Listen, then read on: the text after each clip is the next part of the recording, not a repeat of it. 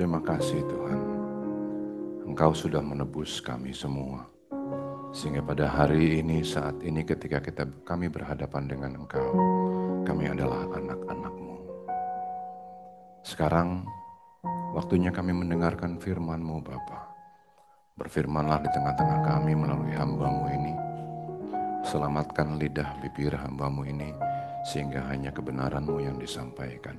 Kami sambut firman-Mu di dalam nama Tuhan Yesus Kristus. Silakan duduk Bapak Ibu dan saudara-saudaraku semuanya. Ini pertama kalinya saya di depan Bapak Ibu semua. Untuk yang belum kenal, baik kalau saya perkenalkan diri dulu.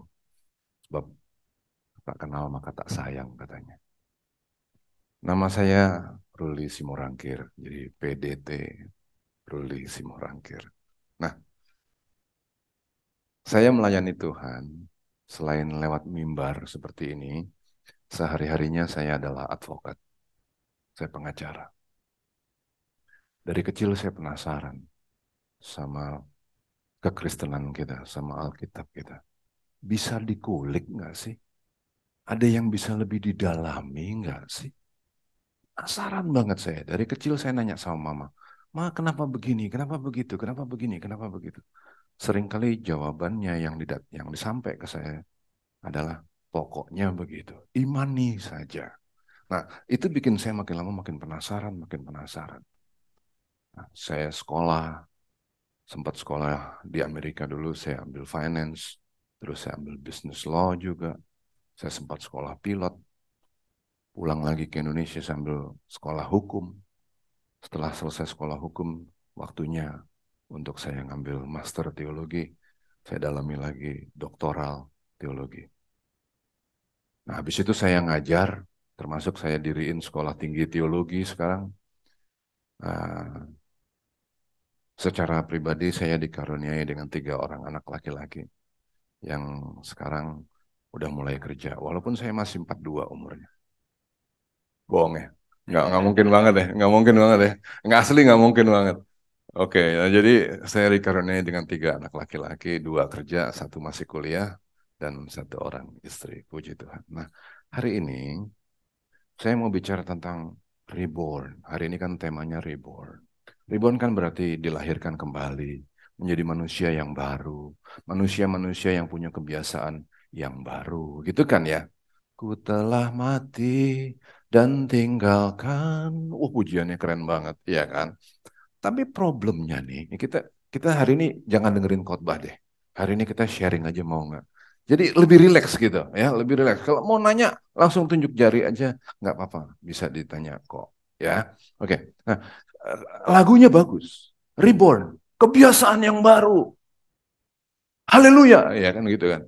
Tapi problemnya adalah nggak tahu kenapa ya, ngaku deh. Kebiasaan lama itu masih ada nggak sih? Nggak hilang-hilang juga, jujur aja lah, nggak hilang-hilang juga kok. Bahkan sering banget ya, kita dengar pendeta ngomongnya jago banget, answa, answa, dia yang paling hancur. Ini tapi terjadinya bukan di Indonesia ya, bukan Bapak Ibu. Saya mesti bikin disclosure seperti ini. Saya lagi bicara tentang orang-orang Kristen di pedalaman Singapura, Bu. Ya, ada dong, pedalaman di Singapura ada dong. Kita bikin ada aja lah ya kan, kita bikin ada supaya kita salah-salahin dia, kita aman, ya kan. Saya juga ngomongnya jadi bisa lega gitu loh, nggak ngerasa bahwa ini pendeta rese ya, kok gue dituding-tuding. Enggak, saya nggak lagi nuding-nuding Bapak Ibu, saya lagi nuding-nuding orang Kristen di sepakat ya. Oke, udah, berarti saya boleh gebuk mana aja terserah saya, nggak ada yang sakit hati ya. Oke, ya udah. Nah, jadi kita ngomong tentang kebiasaan-kebiasaan baru gitu ya. Tapi kenyataannya enggak kok, kita enggak, masih ada kok kebiasaan lamanya itu ya. Oke, sebelum saya masuk ke dagingnya, saya mau ngomong begini dulu. Ketika kita bicara tentang firman Tuhan, jangan berhenti pada sifat-sifat mistik magis dari firman Tuhan. Apa sih maksudnya sifat mistik dan magis? Begini, misalnya begini. Saudara ingin kebiasaan-kebiasaan baru? Kepengen jadi orang-orang yang reborn? Orang-orang yang berkenan kepada Allah? Jawabannya pasti amin kan? Nah, secara mistik, kemudian saya akan bilang begini, mari kita berdoa, Roh Kudus akan pimpin, tambahin puasa, caspleng. Itu mistik. Itu mistik tuh kayak begitu. Itulah yang terjadi di gereja dan ternyata nggak berubah orangnya karena sesederhana itu gitu. Mistik. Nah, kita harus tinggalin itu mistiknya. Bukannya nggak ada, pasti ada mistiknya di dalam Alkitab. Contohnya, bagaimana laut terbelah? We don't know. Gimana 5 roti 12 ikan? Berapa? Lihat tuh. 2 ikan, bukan 12, 2 ikan cukup untuk bisa 2 bakul. Iya, ya kan? Gimana caranya? We don't know. Karena memang ada kuasa Tuhan yang maha luar biasa. Tapi coba kita buka Efesus 1 ayat yang ke-9. Ini ada sesuatu yang menarik di sini. Inilah doa Paulus loh.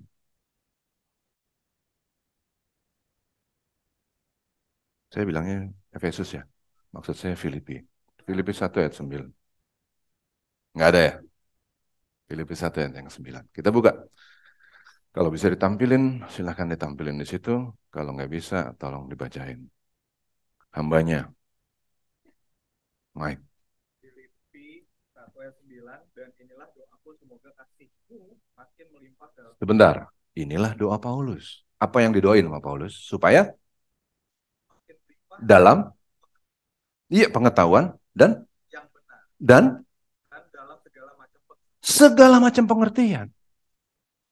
Karena pengetahuan firman kita tanpa didukung pengertian yang benar, pengetahuan yang benar, nggak selamat juga gitu. Saya ambil ilustrasi ya. Kita duduk di kokpitnya pesawat. Kokpit pesawat itu bicara tentang keselamatan. Satu tombol salah pencet, nyemplung di laut. Itu kan yang terjadi di Lion. Satu tombol aja, itu satu tombol di off, selamat mereka. Tapi satu tombol itu nggak dipencet off, nyemplung di laut. Keselamatan loh itu kokpit pesawat, ya nggak? Tapi kira-kira bisa nggak kita duduk di situ dan kita berdoa, saudara-saudara? Mari kita berdoa satu pesawat, kita mau terbang, terbang, nyampe di tempat tujuan, kan nggak bisa kali. Tadi saya di belakang saya ngomong soal UI UX. What? User interface, user experience. What is that? Ya kan? Apa tuh? Gitu ya. Nah, orang Kristen harus punya pengetahuan luas dalam segala sesuatu supaya dia bisa nerapin keselamatannya dalam hidup hari ini. Dia bisa berfungsi di dalam tugasnya hari-hari. Kalau kita cuma cupat aja semuanya, pokoknya itu Alkitab tuh. You're not gonna go far. Jadi, yuk kita berpikir dengan cerdas. Nah, waktu kita bicara tentang kebiasaan baru, soal reborn dan lain-lain, kita harus tambahin pengertian yang benar, pengetahuan dalam segala sesuatu. Jangan cuma sekedar mistik. Waktu kita bicara tentang kebiasaan yang baru, pertama-tama kita harus ngerti bahwa manusia yang ditebus dengan darah yang mahal itu, dia telah mati, dia bayar kita bukan dengan barang sembarangan, dengan darah yang mahal. Dia harap kita bukan cuma sekedar upgrade. Hari ini sering banget kita cuma dibilangin, Anda harus upgrade, naik kelas, naik kelas. Enggak, bukan upgrade yang Tuhan mau, tapi manusia yang baru. Manusia yang berpengetahuan sehingga kamu tidak bercacat, tidak bercela menjelang hari kedatangan Kristus. Manusia yang baru, bukan cuma sekedar manusia yang upgrade. Nah, untuk itu kita harus ngerti segala sesuatunya. Apa misalnya? Kalau kita ngomong kebiasaan, kebiasaan itu apa sih? Do we know? Apa sih yang disebut dengan kebiasaan itu apa? Kebiasaan itu adalah sesuatu yang kita dapat, kita pelajari jauh sebelum kita mampu berpikir. Nah, ngeri nggak? Kebiasaan adalah segala sesuatu yang kita pelajari jauh sebelum kita mampu mikir. Bagaimana caranya? Sederhana banget. Caranya kita belajar waktu itu cuma sederhana banget gini. Trigger, behavior, reward, repeat. Apa tadi? Trigger, behavior, reward, repeat. Waktu siapa namanya? Ya, waktu Lamaira masih bayi, belum bisa mikir sama sekali, dia udah belajar. Dia kepengen dikasih kasih sayang. Dia kepengen digendong sama ibunya. Apa yang dia bikin? Triggernya apa? Pengen disayang. Behaviornya nangis. Rewardnya ibunya datang ngerangkul. Repeat. Gitu ya. Nah, itu nyantol di dalam otaknya. Kalau dia mau disayang, dia mau susu, dia nangis, nanti ibunya akan datang reward. Oke.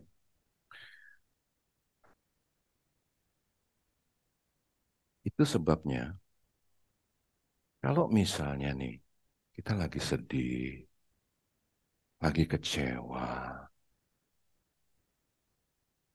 ada orang yang penyelesaiannya adalah makan. Dihajar tuh es krimnya. Ambil nonton film nangis, makan es krim. Ya enggak? Es krim bikin rasa enak, reward. Triggernya sedih, behavior yang makan, rewardnya makan es krim. Enak, repeat. Dendatlah orang itu.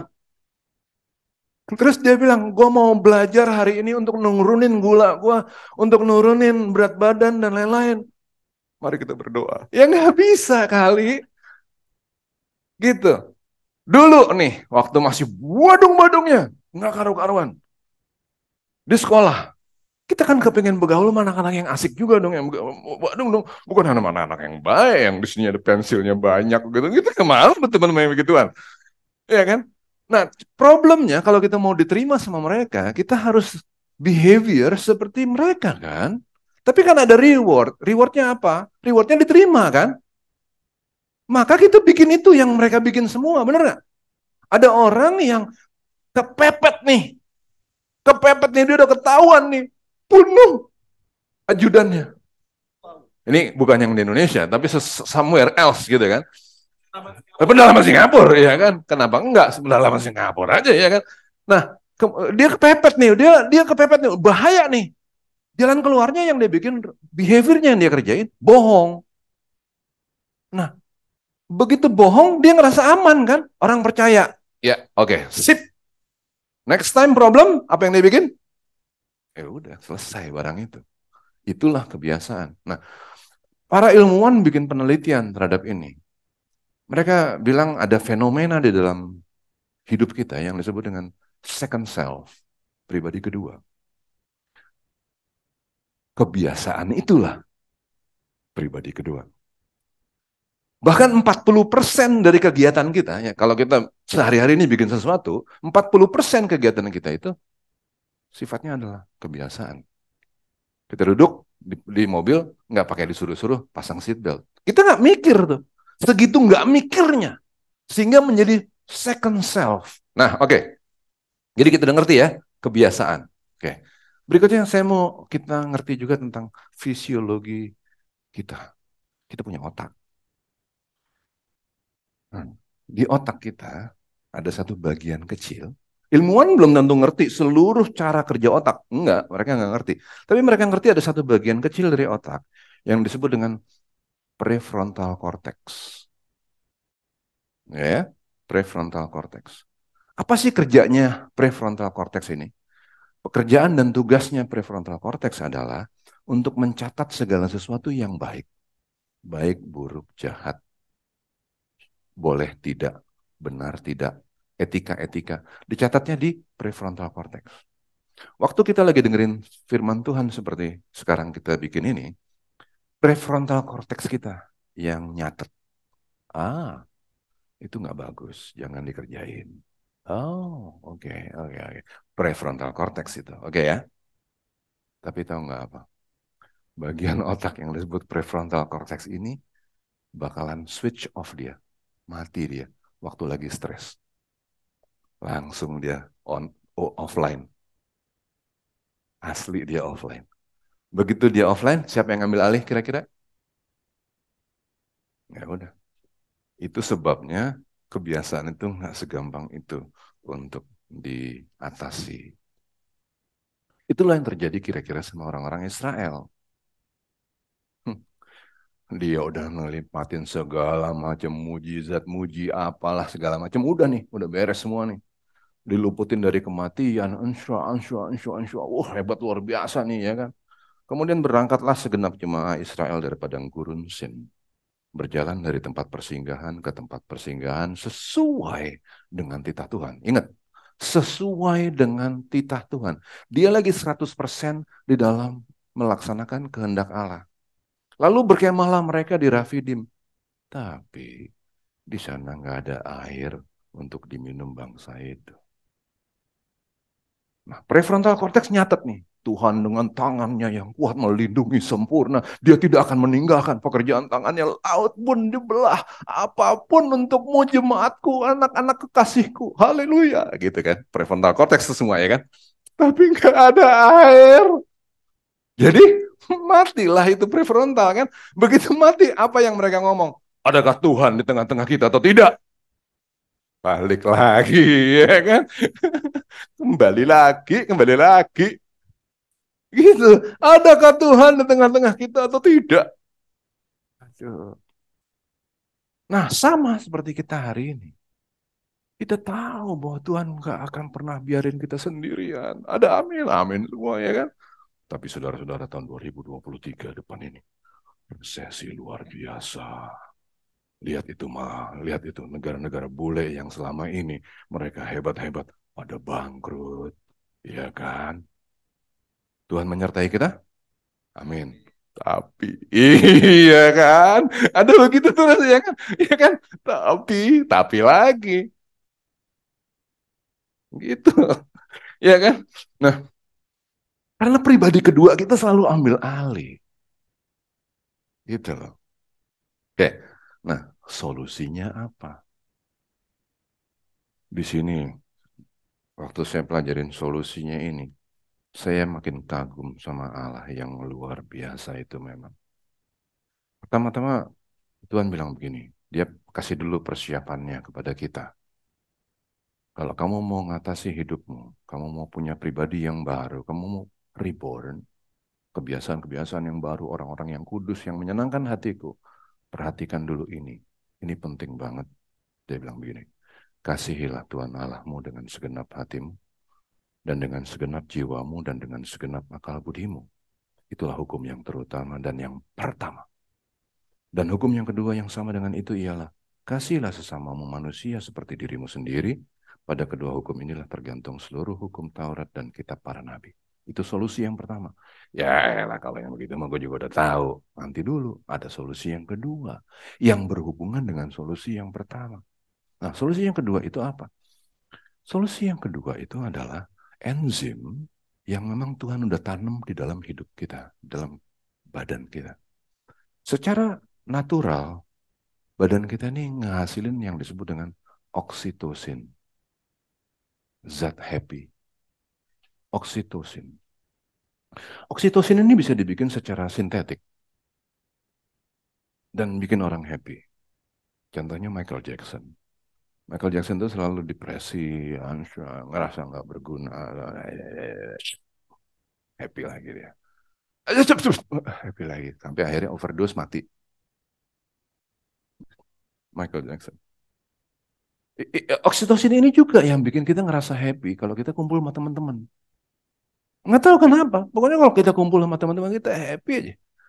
Kita bisa belain teman lebih hebat daripada belain adik atau kakak kita loh. Itu karena oksitosin ini ya. Nah, oksitosin ini bisa diproduksi dengan macam-macam cara.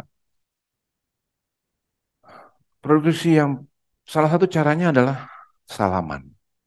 Itu ngasilin oksitosin. Makanya orang kalau mau deal bisnis, salaman dulu. Kalau nggak ada salaman, nggak timbul kepercayaan.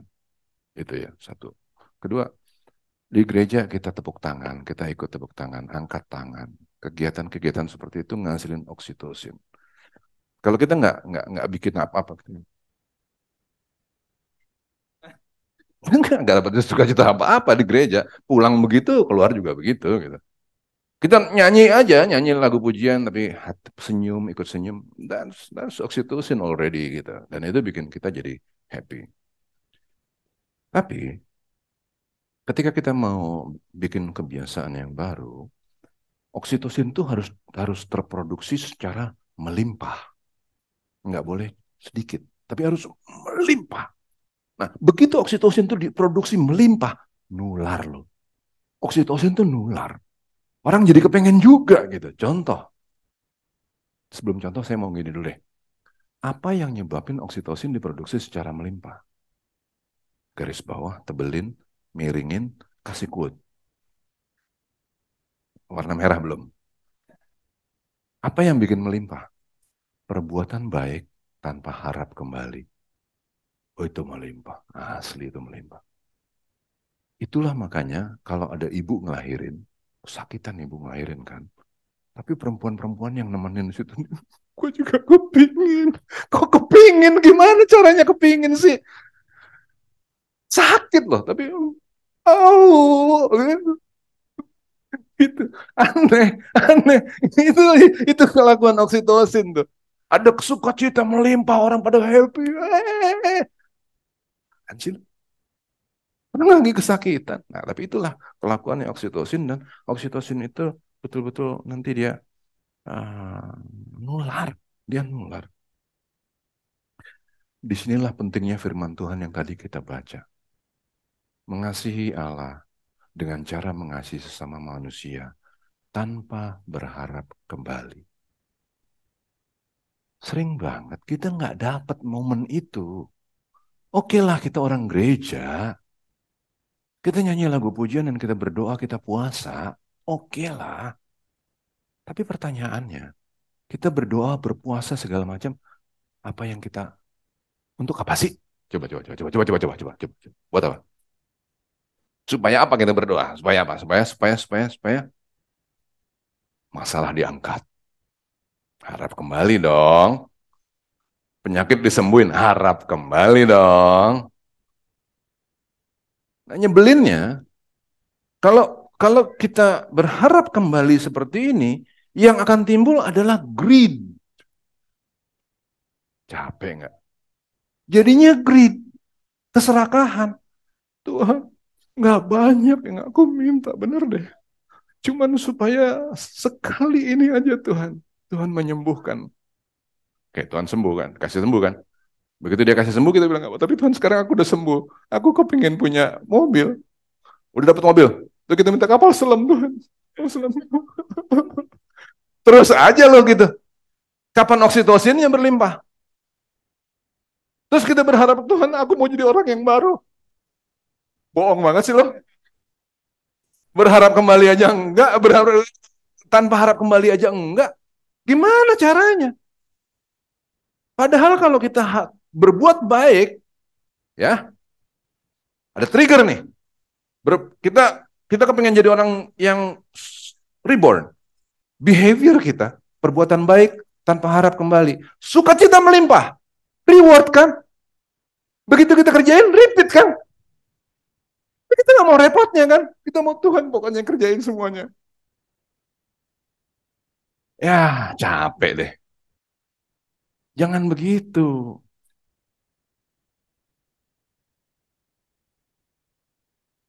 Contoh, Citayam Fashion Week. Jadi, bener loh. Ya, sederhana banget gak sih? Jadi, kan dengerin apa yang saya sampaikan ini gini. Gimana caranya gue bisa ya? Bikin sesuatu yang baik ya. Citayam Fashion Week aja sederhana banget. Itu kan anak-anak pinggir Jakarta yang culun-culun gitu, ngomong gini-gini, ngomong masih aneh-aneh gitu ya kan. Bajunya biasa banget ya kan. Nggak ada merek di situ, nggak ada apa-apa. Nggak ada, sederhana banget. Polos-polos. Tapi dengan sederhananya tuh dia jalan di zebra cross. Semua orang ikut loh. Semua happy loh. Bukan nampilin merek, nggak ada. Kepolosan aja. Tapi happy. Itu kan oksitosin kan, melimpah kan. Tapi coba lihat, begitu ada yang harap kembali. Gubernur ikut. Ini bukan di Jakarta, bukan gubernur Jakarta ya. Ini gubernur yang lain ya. Dan Citayam Fashion Week yang versi Singapura loh, bukan yang versi kita. Ya kan? Kan begitu kan? Langsung deh tuh namanya dikasih merek, dipatenin. Kok dia yang patenin? Begitu dipatenin, pokoknya kalau dipakai lu bayar ke gue ratusan juta. Loh, kok bisa begitu sih? Lihat ya. Kalau bukan perbuatan baik tanpa harap kembali, yang timbul adalah keserakahan, greed. Itulah kita tuh kejebak di situ. Jadi bertuhan pun kita tuh berharap kembali kok. Bagaimana caranya? Bagaimana sih? Kenapa sih nggak bisa mengasihi Tuhan, membentuk hubungan sama Tuhan tanpa harap apapun? Bisa nggak sih? Prinsipnya harus walaupun, bukan apabila. Itu prinsipnya apabila, jikalau. Jangan dong kayak begitu. KRI Nanggala tenggelam. Kita ikutan ikutan terenyuh loh. Kita ikutan bangga juga sama orang-orang itu. Mereka nggak dibilang mati. Mereka dibilang on eternal patrol. Bangga loh kita sama mereka. Kenapa? Karena hidup di dalam kapal selam nggak enak kita tahu. Jalan aja mesti misi-misi bang, misi bang, misi bang. Ya kan nggak bisa kita jalan begini. Kita mesti jalan. Nggak ngelihat matahari, sempit, tenggelam pula lagi. Mereka mengasihi, mereka menjaga Indonesia, keselamatan kita dengan prinsip walaupun aku harus mati, walaupun aku hidup nggak enak, aku menjagamu, kan begitu? Kan jadi keren kasih yang seperti itu kan? Hubungan yang seperti itu kan jadi keren. Suami istri, ya ilah, emang perkawinan enak apa? Nggak ada enak-enaknya. Enak sebentar, nggak enak yang lama kan gitu kan? Tapi kan kita walaupun apa yang terjadi kita tetap stick sama pasangan kita kan. Anak kita, nih anak nih mau jadi apa sih? Gitu kan. Kalau bisa kita kembaliin aja masuk lagi ke perut. Masuk lagi ke perut ya kan kalau bisa kan. Tapi kan enggak. Kita tetap mengasihi dia walaupun. Nah, kenapa kita nggak bikin itu ke Tuhan? Kita datang ke Tuhan jadi rese gitu. Jadi dagang. Kita maksudnya orang bukan di sini sih. Ngeri-ngeri semua di sini. Saya lihat ada halonya. Iya kan beda sini. Ini kita lagi ngetawain orang lain. Ngaco tuh orang-orang apaan sih? Orang benar orang-orang itu ya kan. Kalau kita enggak, kita datang ke Tuhan dengan prinsip walaupun bukan prinsip bohong banget. Asli bohong banget. Terserah orang-orang persedalaman Singapura saya nggak kenal. Yang saya kenal Bapak Ibu. Kalau kita masih begitu terus, nggak akan, nggak akan kita jadi orang-orang yang reborn. Itu nggak akan. Nah, jadi sementara perbuatan baik tanpa harap kembali itu bukan sesuatu yang rumit-rumit amat, enggak.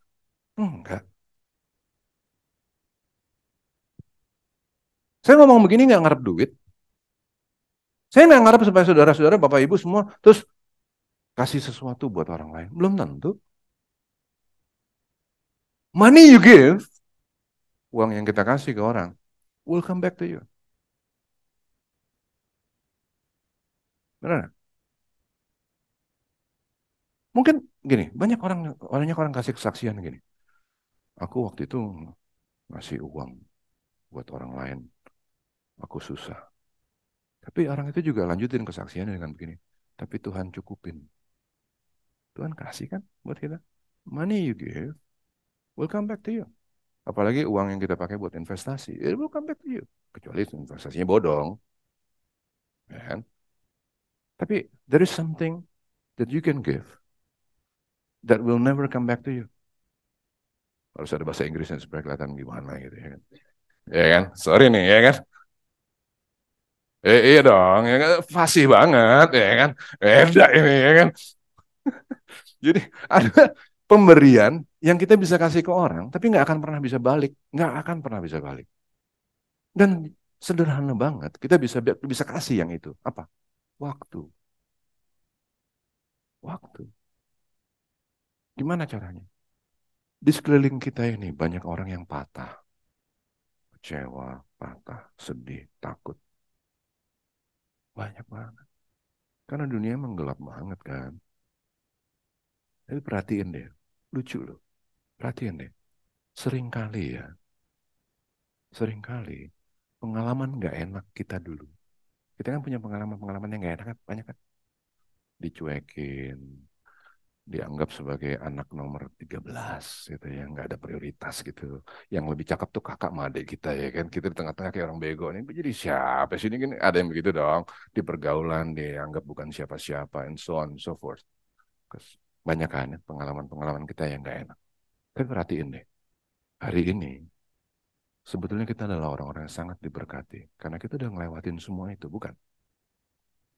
Tapi perhatiin juga bahwa di sekeliling kita itu banyak orang-orang yang yang lagi ngerasain apa yang dulu pernah kita rasain. Nah,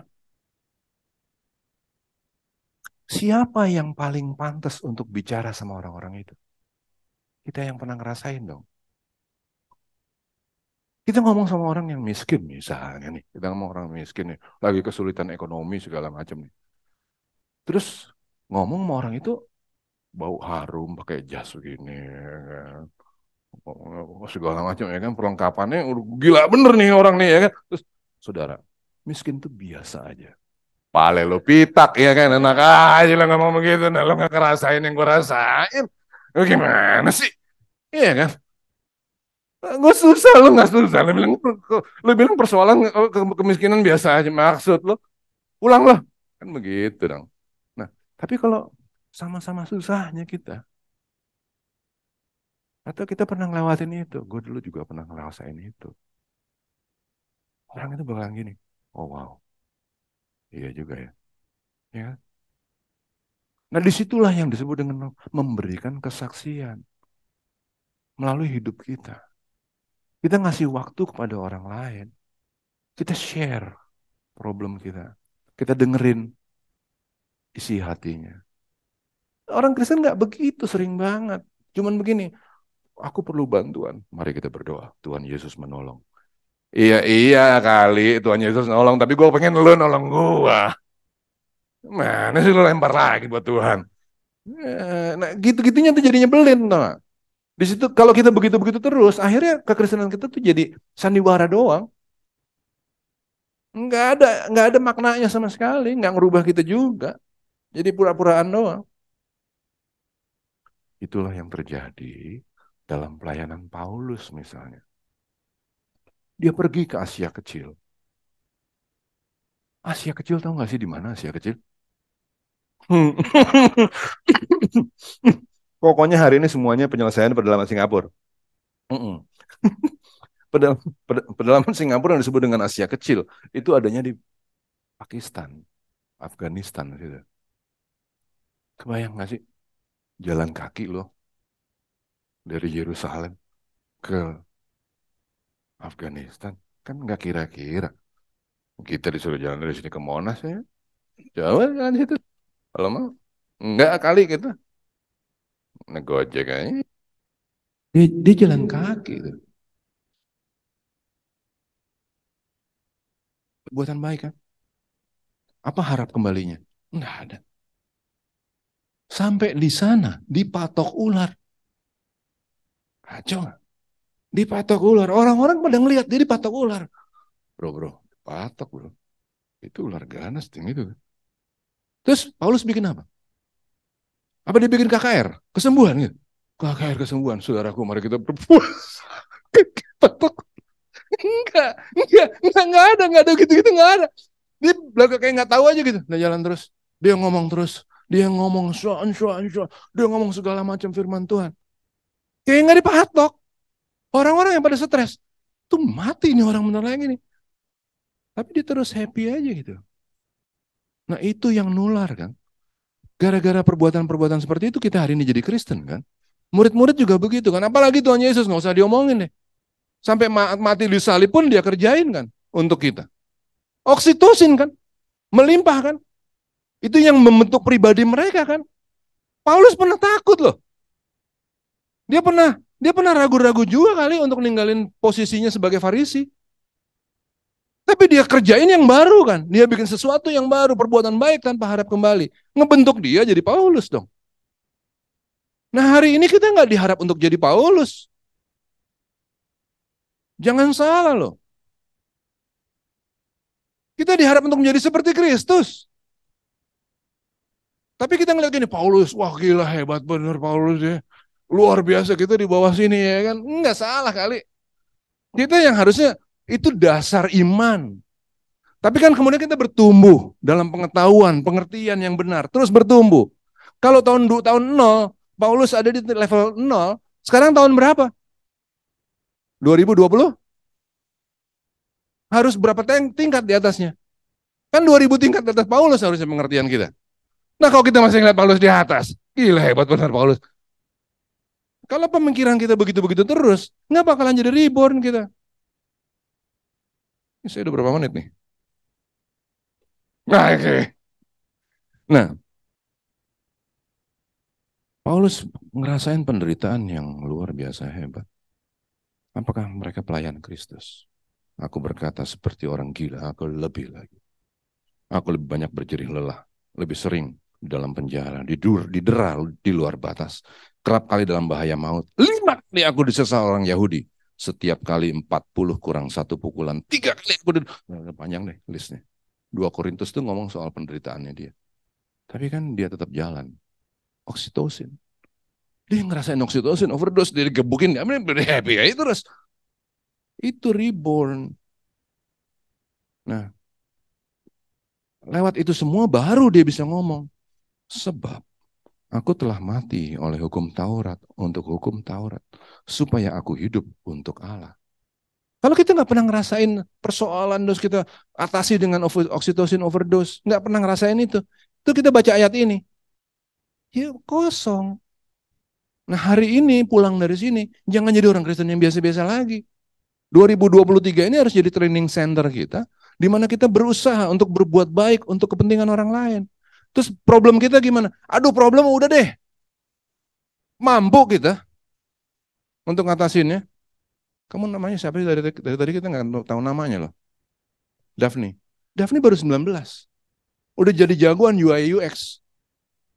Apa dia nggak bisa ngatasin masalah-masalah? Bisa. Berat masalahnya, berat. Tapi pasti bisa. Nggak mungkin kita nggak bisa. Kita nggak sebelon-belon itu, nggak. Pasti kita kuat. Kalau kita kurang kuat pun minta kekuatan. Itu boleh kita minta. Jangan minta Tuhan ngatasin masalah kita dong. Kita selesaiin sendiri. Nah, yang kita harus kejar adalah gimana caranya kita menjadi orang yang baru lewat produksi oksitosin yang berlimpah. Oksitosin overdose. Supaya kita ketagihan, bikin baik lagi, bikin baik lagi, bikin baik lagi. Jangan ngeluh doang, mertua gue ini gak enak. Ya elah capek. Gitu, jangan kayak gitu. Aku telah disalibkan dengan Kristus, namun aku hidup. Tetapi bukan lagi aku sendiri yang hidup, melainkan Kristus yang hidup di dalam aku. Dan hidupku yang kuhidupi sekarang dalam daging adalah hidup oleh iman dalam anak Allah yang telah mengasihi aku dan menyerahkan dirinya untuk aku. Galatia 2 ayat 20. Tuh, baru reborn. Kita mau menuju ke situ. Amin. Senang saya ngeliat muka-mukanya gini. Iya, iya. Oke. Ya udah. 2023 harus jadi training center kita. Ya, tujuan kita jelas, arah kita jelas, solusi kita jelas. Oke, kita berdoa. Terima kasih Bapa untuk firman yang boleh kami nikmati siang hari ini. Kami bersyukur bahwa kami telah memiliki sarana yang perlu sehingga kami bisa merubah cara hidup kami. Terpujilah namamu. Kalau boleh kami minta supaya Engkau terus memberikan kami hikmat dan Engkau memberikan kami kekuatan sehingga kami dapat melalui hari-hari hidup kami yang sulit. Di dalam nama Tuhan Yesus kami berdoa. Amin.